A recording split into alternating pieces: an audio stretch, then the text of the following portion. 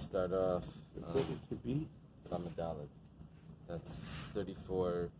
We start off with two questions, one from Rav Papa and one from Rabbi Yomi. So, what we mentioned before is if a person or a kohen puts a wound inside in his Bechor animal so that he should be able to eat it. So we had two opinions there. One opinion is that he can never eat this animal, even if it gets another mum. And then that was the opinion of Rabbi Eliezer. And the sages said that no, if there's another mum, then it's going to be fine. Then we discussed another, a similar situation where someone has tzaras, and the person has tzaras cuts off the tzaras. So we had two opinions there as well. One opinion was that Rabbi Eliezer's opinion was that after another tzaras comes, so then he becomes pure from the first one. And the sage's opinion was that no, he needs to get tzaras entirely on his whole body for it to be not counted as tzaras. So in the opinion of Rabbi Eliezer, where we said that if he gets another tzaras, he becomes purified from this one. So now Rav Papa has a question. Boy Rav Papa, Yitter Tanan, should be right over there. Was it taught that he becomes pure automatically? So in other words, he had a tzaras, a spot. He cut it off. Oh, thank you. Good morning. He cut it off. Now he gets another tzaras. So immediately when he gets another tzaras, he becomes purified from the first tzaras. Or what Rabbi Eliezer means to say is it doesn't happen automatically. It doesn't happen that right when he gets the new tzaras, he becomes purified from the old one. That's not automatic.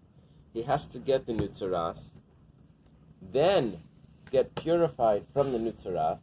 Then the purification purifies him from both. It's not just getting a new tzaras purifies him from the old one. He needs to be purified from the new tzaras, and we'll say, look, if the new one healed, then the old one would have healed as well. The Gemara says, "L'may nafkamina." You have a problem over here, because let's say he becomes purified from the old tzaras. Let's say we have two ways of viewing this. He becomes purified from the old tzaras right when the new tzaras comes. What does that do for him? He's still tummy. Or if I say he doesn't become purified from the old tzaras until the new tzaras heals. So he's still tummy till the new tzaras heals, and when it heals, he's pure. So either way I look at it, he's still going to be tummy until the new tzaras heals. So what's the difference if the old tzaras gets healed right away? If the fact is he has the new tzaras right now. Gemara explains l'chasen shenera by nega, talking about a chasen, someone that's about to get married, and he has a spot of tzaras. Over there it says the Tanana was taught in the Mishnah that chasen shenera by nega neisen lezayin yamim loy v'litz dalisa l'ksusay. We give him 7 days of his Sheva brachas before we start pronouncing him tamei. So although the kohen could come and look at it right now and say, oh, he's tamei, but we say, let's postpone it until after his Sheva brachas. So that goes for him, for his clothing. What's the difference? It's talisay and ksusay. It's the same thing. Two types of clothing, I guess. And the same is his cloak or his garment. Yeah. Chaim beregel, the same thing for a holiday. Nicely call you regel. If there's a holiday, is this a holiday for anyone or for a chasen? A holiday for anyone. Right. So you wait for the holiday till the holiday to pass before the kohen pronounces him. Okay, so what we're doing over here is, what we're saying is that he had tzaras before, but he cut it off. So now he gets a new tzaras. If I say that right when he gets the new tzaras, the old one becomes pure, so we tell the kohen, don't show up yet, because this guy needs to get married. He needs 7 days. It's going to be pure. He's purified from the old one. The new one didn't start yet. But if I say that he doesn't get pure from the old one until the new one gets purified, then he's already tummy, and he still stays tummy until the new one gets purified. So here we have a nafkamina. What's the pshat in the Mishnah when Rabbi Eliezer says that when he gets a new tzaras, yitar himeno, he becomes pure from it? Doesn't mean he becomes automatically pure from the old one, or v'yitar mimeno, or it means that we need to wait for him to get purified from the new one to become purified from the old one. Those are the two options. And we have a nafkamina between the two options, for Lam and Dalet and Bais. And if we say that the Mishnah just said yitar, that he becomes pure from the old one right when the new one comes, so kamaisa tirle, he's pure from the old one. The basraisa to the later one, natrin le zaini me mishta, we wait 7 days of the feast before we pronounce it. But if we say v'yitar, towards the bottom, but under half. The line starts Ella. But if we say that the Mishnah says v'yitar and he has to get purified, saif, kilei matama the basraisa, nevertheless, the fact is, even if he's not tummy from the second one, hamatame v'koi mikamaisa, but he's still impure from the first one. So what's the din? Gemara says take it. Just in summary, the question was, if someone has tzaras and cuts it off, and then he gets a new tzaras, do we have to wait for the new tzaras to get healed, for him to be healed from the old one? Or right when the new one comes, is he automatically healed from the old one? Two ways of reading the Mishnah. Rav Papa leaves it as a question. He said the nafkamina would be that if he's a chassan, that we're not going to pronounce him to get married, that we're not going to pronounce him tummy, so to allow him to get married in the interim. So that would be the difference. Taisus points out that what's going on over here? He was seen once. We have to quarantine him to look at him the second time. The fact is, if he's quarantined, he still can't get married during that time because he's quarantined. So what are you saying? You tell the kohen not to show up? There's some issues over there. So he says, well, maybe he's only tummy midirabanan after he cuts it off. Really, he's being quarantined from the second one. There seems to be a question. The Rabbeinu Gershon has an interesting pshat. He mentions, it's the first line of Rabbeinu. Actually, everyone has a different print, but he says that Rav Papa's question is slightly different. Rabbeinu Gershon says Rav Papa's question is, Rabbeinu Gershon is older than Rashi. We think Rashi is the first commentator. It's not. Rabbeinu Gershon is before. Rabbeinu Gershon was like a teacher of Rashi, or a teacher of a teacher. Was he French? I think it was German. He's Rabbeinu Gershon that we know. Yeah, he's Rabbeinu Gershon that made the decree not to marry two wives. And read other people's mail. Didn't we say yesterday that if a person peels off his tzaras, he cannot read someone else's personal mail? Yeah. Right? In that case. So now, when it came back, you're asking, so what do we do about the first one? No. Yes? Okay, so that's our question. When the new one comes, we have to wait for a new one to come. Right. And then, in the Mishnah says, the yitar himenu, and he'll become pure from that. So the question is, does it mean he'll become pure from the first one, right when the new one comes? Or does it mean, and he'll become pure from it, from the second one, then he'll become pure from both? That's Rav Papa's question. So, Rabbeinu Gershon says that when the new one comes, Rav Papa's asking, does it go back lemafreya, retroactively to the time that he cut it off, and purify him from then? That's a possibility. Or do we say that it's only now that he'll become pure after this one becomes pure? Or does it go back retroactively to the time that he cut it off? He adds in a little detail there. The way we learned it yesterday was that he remains tummy until another one shows up. Right. Until another one shows up. And when the other one shows up, does he automatically become pure, or do we have to wait for the new one to be purified? At least the way I understood it yesterday, it meant that now he has to wait 7 days, and then he can become pure. Right when the new one shows up, he becomes pure from the old one. No. So he's still tummy. That's the way I understood it. Right. That's what I understood also, what because... What good is it lemafreya then? You still have to wait. You still have to wait, right? So the Gemara says like it was a nafkamina. There's a nafkamina if he's a chassan, and we don't have to pronounce him right now because we're allowed to postpone the pronouncement. They said there was this koilel where the husbands went away, and they would go away to learn. It was like a dorm, and they would go to learn, and that way they weren't disturbed by the wives. They would go back every month or Yom Tif or whatever. Anyway, the Rosh Koilel would read their mail and tell them. Anyway, he didn't hold by Reb again. Anyway, he calls in one guy. He tells him, "Mazel tov, your wife had a baby." So the guy says, "Which wife?" So he said, "What do you mean, which wife?" Rabbeinu Gershon. He said, "And what about reading my mail?" Okay. So Boimine Rabbi Yomi Reb Zera. Now Rabbi Yomi has a question from Reb Zera. Reb Zera is the teacher of Rabbi Yomi.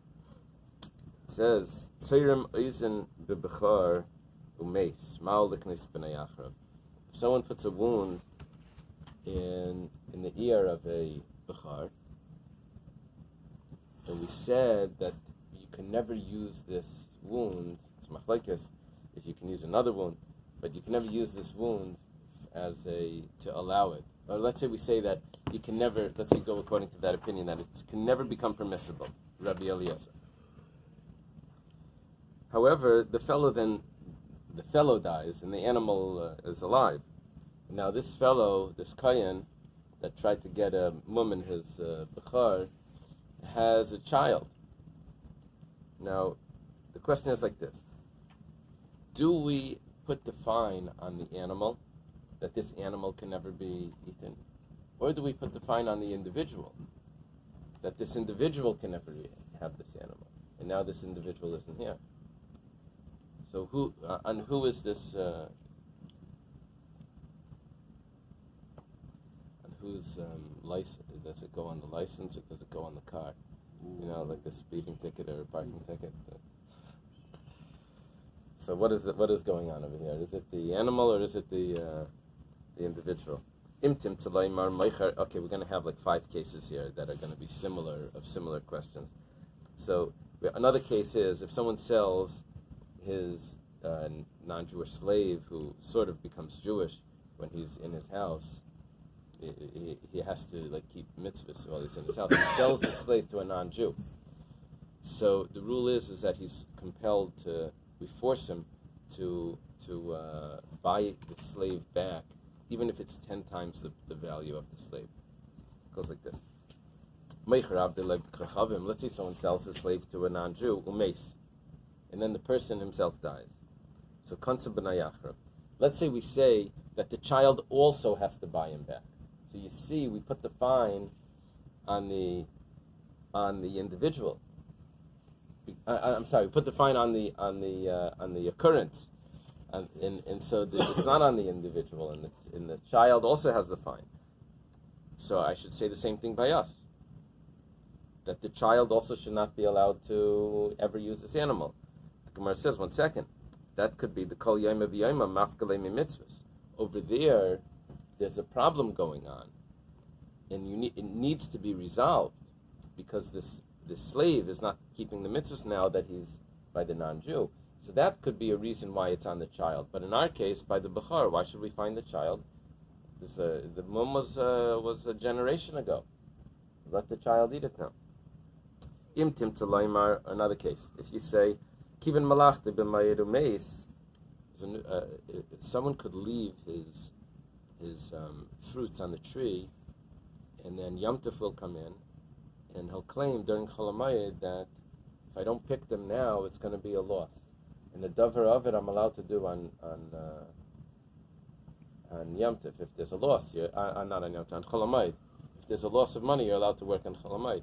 But he organized it in a way that he left it all on the tree, the fruits, the grapes, the olives on the tree, so that it should become a loss when Chol HaMoed comes in, if he doesn't pick it off. So what we did was we put a fine on him for that he's not allowed to pick it off on Chol HaMoed, because he orchestrated that loss. It's like the guy that he has a non-Jew at gunpoint, put him into his car on Shabbos so that he should be able to drive. So, it was all organized that he should have to do this. Okay. So what happens if he organizes this to have his work done on Chol HaMoed, and so there's a fine on him that he can't do it. However, this fellow then dies. Umeis. So, possible that that we don't put a fine on the child after him because the child didn't organize this. The child can go run outside and save the property, save the things from being lost because it's a loss and it's Chol HaMoed. But over there, maybe the reason is mishum d'lo surah. Over there, the father didn't do anything wrong.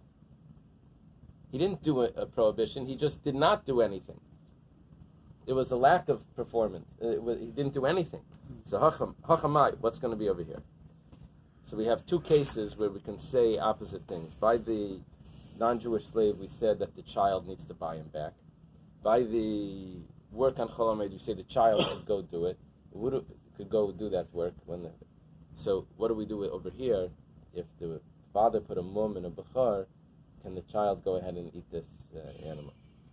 Lididei kanser rabbanon v'halese. Did we put the fine on the individual and he's not here anymore? Or was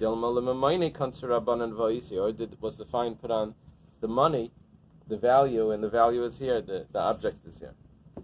So Amalei, Reb Zera responds to Nisua.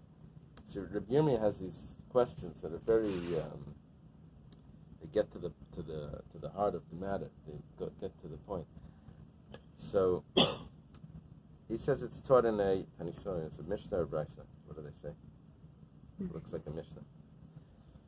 Sada sheniskavtza b'shviyas. If a field, if you take the thorns out of the field, that's not a big work. If you take the thorns out of the field, so it's not considered really prepared for planting. It's a small job, but you weren't supposed to do it, but you did it. There's no fine, and you're allowed to plow and plant the field right after Shemitah. Even though you did it on Shemitah, but you're allowed to do it after. Neitaiva, nedaira. Let's say two ways of fertilizing. Either you bring in fertilizer, or you bring the animals in as a pen, and over that area, and you leave them there for a month, and then you move them over to the next area for a month, and that way that area gets fertilized. If you do that to the field, where you move the animals over to where to stay, so then Leit Israel Mitzvah Shvius, that's considered work on Shemitah, and you improve the property, and you're not allowed to plant this area after Shemitah. V'amar it's supposed to be Rabbi Yossi Bar Chanina. Rabbi Yossi Bar Chanina says, Naktina Netivo Meis, we've established, or we've accepted, that if the person prepares the field by fertilizing it with the animals on Shemitah, and then he dies. So B'nai Zaira, the son can go and plant the field after because he did not do that prohibition. It was the father. Alma Lididei Kanser Rabbanan Lebrei Kanser Rabbanan. We see that these things, it's a fine only on the father, not on the child. So that should be an answer for us. Amar Abaya says, Naktinan, we've accepted, we've established. Time Taresav Umes. This, let me read continue the halacha, and then we'll go back and explain. Like Kanser B'nai Achrav, my time Hezek Sheni Nikol Shmei Hezek. Kanser Rabbanan Ledidei Kanser Rabbanan Lebrei Kanser Rabbanan. There's a rule here that if someone damages someone else's property, he has to pay for it. Let's say the damage that he causes him is not visible. He had pure produce. The person comes along and makes them tameh. So it's an invisible damage. It's a halachic damage. So there's a knas that he does have to pay. It's not a real halacha that he has to. It's not a monetary rule that he has to pay. But there's a knas, there's a fine that we put on the person that did that on purpose that he has to pay. So let's say the person dies, and now his son inherits the possessions and all of this. Should the son now have to pay as well for what his father did, and his father didn't get a chance to pay? is it a fine on the father only, or is it a fine, or is it that there's an obligation here that there's like a real debt that he has to pay? So Abai is saying that it's only a fine on the father, not on the child. The child doesn't have to pay for this. So it turns out that the fine that's put on the person that puts the wound in the ear of the Bechor is only on the father, not on the child. The child should be allowed to eat it. What about the sentence that's slipping my mind that Hashem doesn't, the children are not responsible for their father's sins? I can't think of the bus. Right. Yeah. I mean, I would think, doesn't that sentence say that you can't knas any of these children because the father did something? That's really part of our question. Do we say that it's on the individual and you can't put a knas on the children because it's on the individual, or do we say that it's not the individual, it's the object? It doesn't have to do with him. It has to do with it has to do with the Bechor. We put a status on the Bechor that it could never be accepted. That mum can never be accepted. There was a time when they were trying to burn the Talmud, and there was a person, his name was Pfefferkorn, that was a Meshumad. He was the one that was promoting that the Talmud. And at that time, there was one of the Protestants, Ruchlin, Janus Ruchlin was a Protestant. He was a scholar. So anyway, he happened to have learned with Rabbi Vadia Sipurno, was his chavrus, his tutor. The Sipurno taught this Pope, not Pope, like some sort of a church scholar. But, so when it came to this time when they were saying, oh, the Talmud is so full of lies and all of this, so the Ruchlin protected the Talmud. So Marcus Lehman writes the story in Rabbi Joselman of Rosheim, that book. So anyway, in there, so they asked Pfefferkorn, you know the Talmud? So he says, yeah. So he says, what does it mean, Hezek Shein and Nicker, Leishmei Hezek? So he says, oh yeah, that's what the Jews do. They damage something, and they make it not visible because they put a cup over it so no one can see it, and then they say that they don't have to pay for it. It really, Hezek Shein and Nicker is it's an invisible damage because he made something tameh, you can't see. Okay, that's his example that he used. Maisa b'zacher shel Rechelim zaken. It was an old. By the way, that whole story happened in Cologne, Germany, in the early 1500s. Just looking. Do they have the Pfefferkorn and all of that? Pfefferkorn. The other guy's name was Johann Ruchlin. It says Pfefferkorn did convert, to Christianity, unfortunately, together with his family.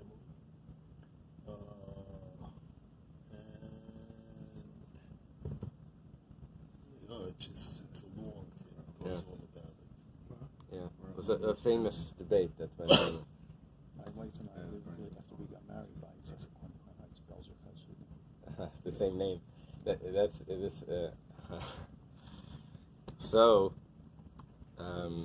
there was a male sheep that was very old. Sari Meduldul had dreadlocks, long hair.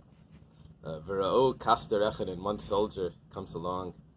He says, Amar, Mativa Shalzeh, what's going on with the sheep? What are you doing to it? You're just some sort of show that you're putting on. Amrullah, Becharu, no, it's a firstborn animal. Ve'inu Nishchat Elam Kain Haya Baimum. It's only slaughtered if it has a blemish in it. Natal Pigame, he took a spear, Tzara Maznai, and he cuts the ear. But Maislifnei Chachamim. The story comes to the sages. The sages says, okay, you're good to go. It has a cut in the ear.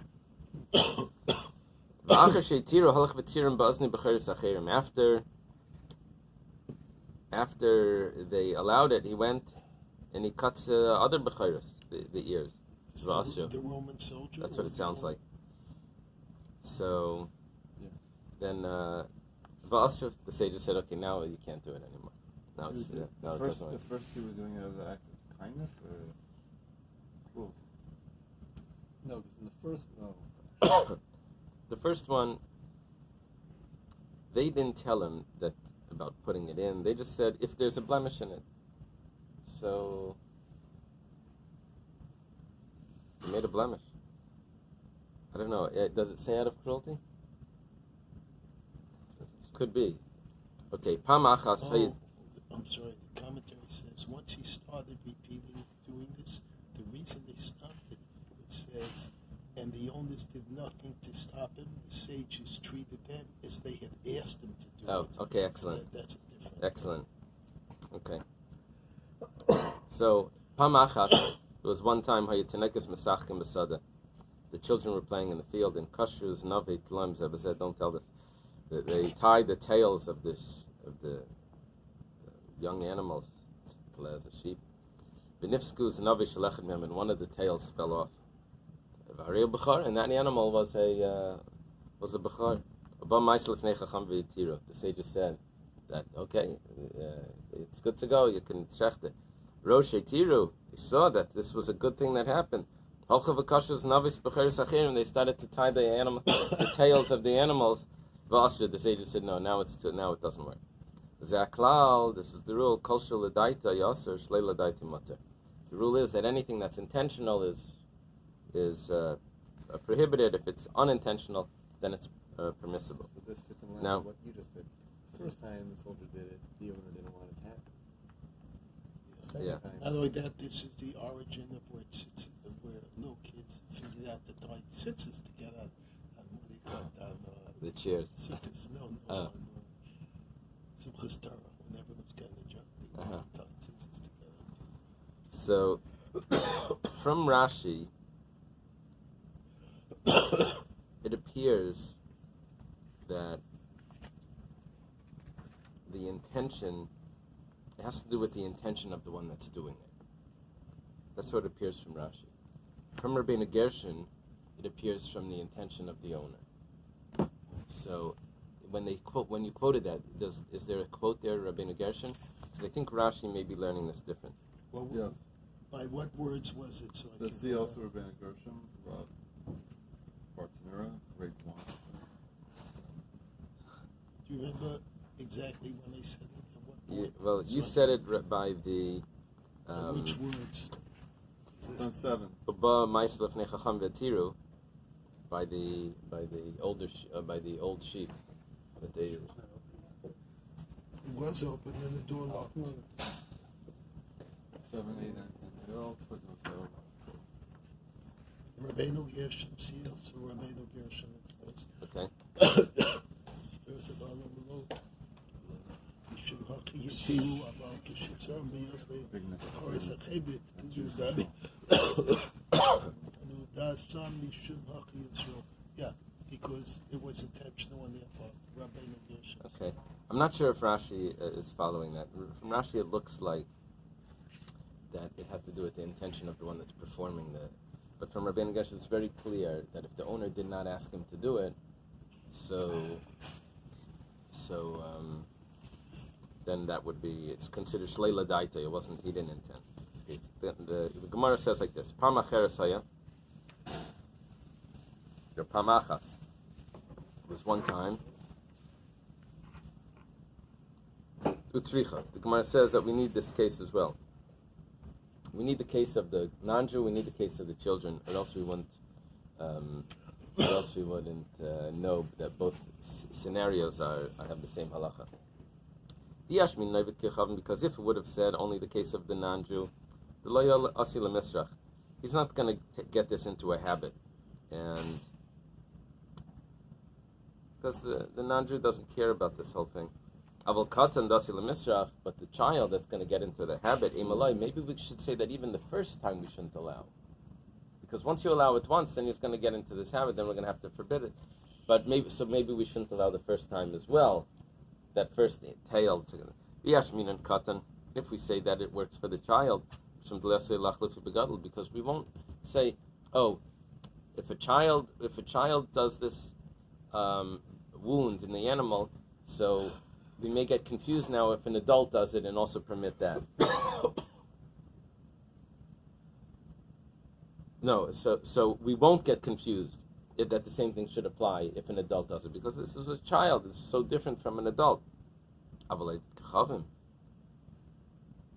if a non-Jew does it, that's an adult.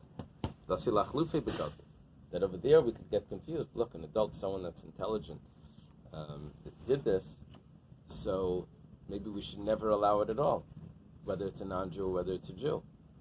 So Eily would say that we shouldn't allow it. So tzricha, we need both cases, the non-Jew and the child. Amar Rav Chisda, Amar Rav Katina. Rav Chisda says in the name of Rav Katina, Leishanu ela da Amarle, ela imkein haya baimum. The words of the Mishnah were ela imkein haya baimum, unless it had a mum, very passive, unless it had a mum. Avalim Amarle im nasa baimum, but if he says, if it would have been made in it a mum, nasa baimum, is there a wood in there? If it would have been made in it the mum, command Amalei zilaved baimumadami, then it's as if he told him to go make a mum. So the wording here that he uses to the non-Jew is very important, because if the non-Jew gets the sense that the mum could be actually made by an individual, so then it's as if you're telling him to go ahead and do it. Amar Rava. Rava says, Michti. Mimelahu.